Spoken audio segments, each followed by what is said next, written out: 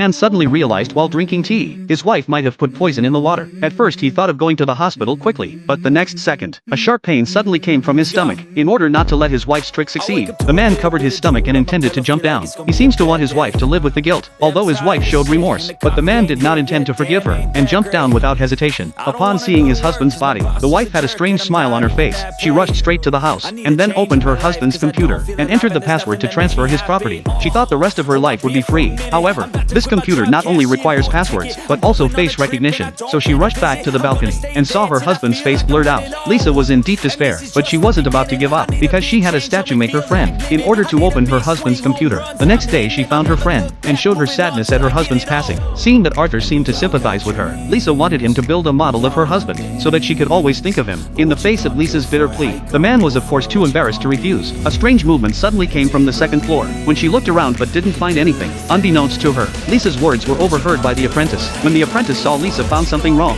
thinks she is very not like a good person, but her master explained that there is no relationship, because this couple and he has decades of friendship. Help make a statue is no big deal. Then he began to build a statue model. However, what makes the girl feel strange is that they had a deep friendship back then. Why did they choose to go their separate ways now? Seeing that his disciple was eager to know the truth, he had to tell her as a story. It turned out that just when the three of them were young, they partnered to create a movie company. Back then they were filming a program about mermaids. They tied a distress device to the actor's wrist and told the actor, "If you have trouble breathing, press the light immediately." But he was a perfectionist.